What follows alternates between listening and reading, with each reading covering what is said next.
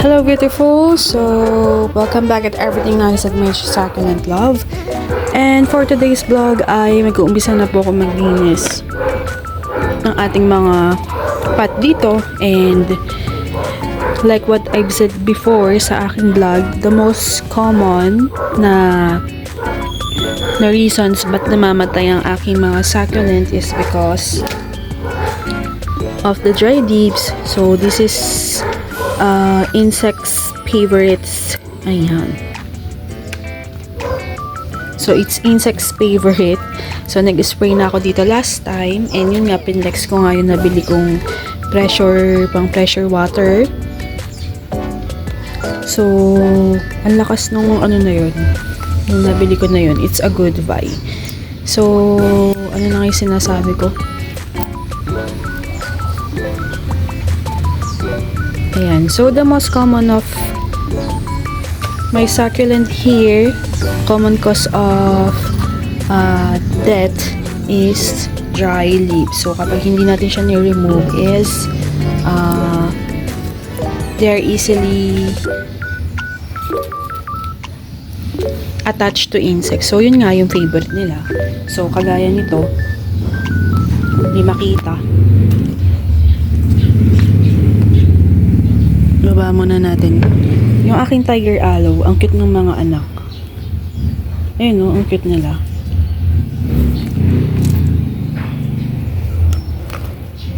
Baba muna natin to. Baba muna natin siya dito. Yan. Kunin ko to. Maulanan man siya dyan, go. So, kagaya nito, ayan, so nakikita nyo, closer natin. Ayan, so nakikita nyo is marami siyang mga dry leaves, and unti-unti is kinain na siya ng insect dito. So kapag nagdilig din kayo, tapos dyan napunta yung mga tubig at na-stuck, is pwede din mag-cause ng rot. So ganon ang ganap. Pero ayan, so ayusin natin.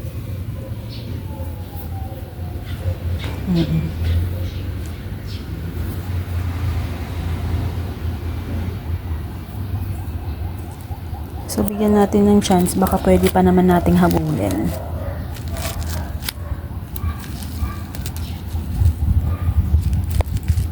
So while waiting sa parating natin ng mga succulent is, yan, linisin ko na din to. This is pine rose. So linisin ko na din to, and para dun sa mga pots din, yun na lang, sila na lang din gagamitin ko since nag-spray na ako dito ng insecticide. So yun nga, kaya din ako nag-spray is because pagre-ready na din. So ito, mayroon pang nabuhay. So ipropa natin yan. I think this is war PD. Lagyan natin dito.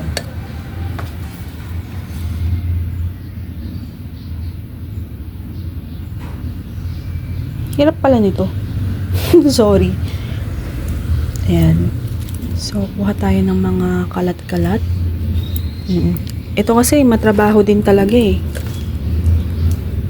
Matrabaho din talaga tong pagtanggal ng mga leaves na to eh. Tsaka dapat hindi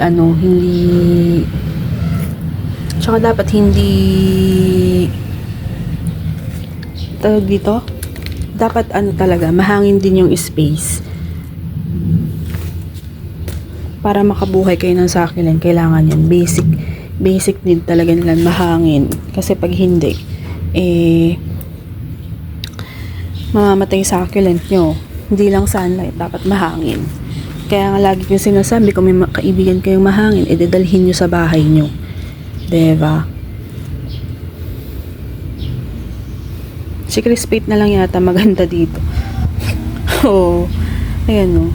Kasi tawag dito, pag hindi niya talaga na-maintain na magtanggal ng mga dahon is prone talaga silang mamatay. Wala naman tayong magagawa dyan. Oo, kagaya ko, busy mommy, hands-on mommy. Hands-on? So, na rin talaga. Yan. Ang pangit na ng ating VAR Cubic Pros. Alam mo, hindi talaga kami friends ng VAR Cubic Pros, kaya medyo nag-aalangan ako sa kanya magtubig or what. So, yun. Kaya, tinatansya ko pa siya. So, ayun. Kagaya din itong aking Sun A. Ayan. Ay, Crimson to. So, Lawi Hybrid. Ang mga Lawi Hybrid is mabait dito sa lowland.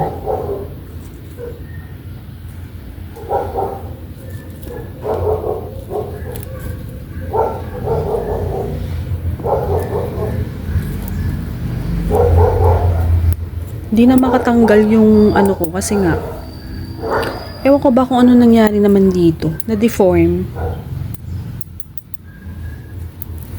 So ito kasi design talaga to sa succulent. Oo. Tapos mamaya lilinisin ko naman yung mga ayan. So i-video ko din yan later.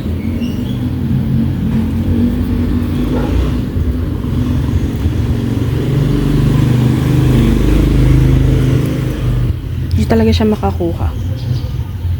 So gamit na lang ako ng ng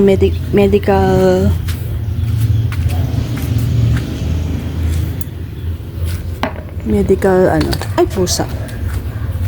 Ito baka madali lang.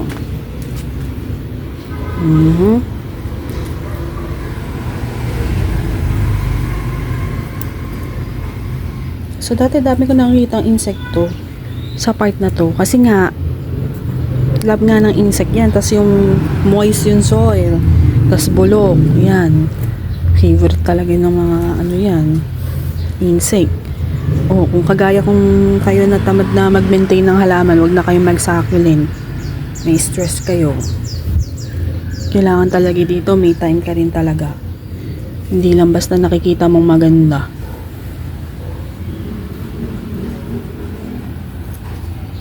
Lalo na yung di ba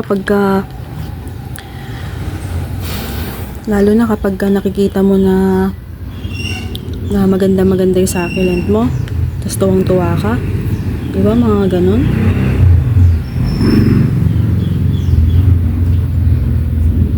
Tapos yung minsan pag nagdilig kayo is nabubulok yung ganito. Kasi hinayaan yun, gustong gusto talaga ng mga insekto yan. So, yan na talaga ang common cause ng pagkamatay ng aking succulent. Tingnan nyo yung hako ko, hindi siya problem. Pero, naman siya, okay naman siya sa buhay. Kasi wala naman din siya masyadong bulok na dahon. So, ayun, ang galing din talaga ng ibang succulent. Kagaya na ng hako ko na lush. Oo. Dati meron akong nakita sa social media, bumili siya ng 100 na hakoho. Ewan ko kung anong update, kasi nga, pinakamabait nga sa lowland ang hakoho. Ewan ko kung sa inyo, ano yung pinakamabait na succulent. Ito din, kagaya din ito. Ito to Sang A. Kaya kumuha ulit ako ng Sang A, kasi nga, mabait din naman sila. Hindi pala to sang A. Sang A pala to. Crimson pala yun. Yung sinasabi ko kanina. Kasi hindi, tapos kumuha ko ulit ng sang A. Kasi mabait din naman sa lowland. Bayan.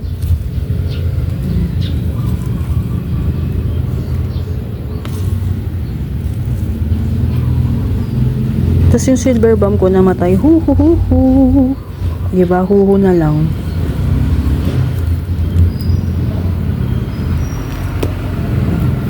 Yan.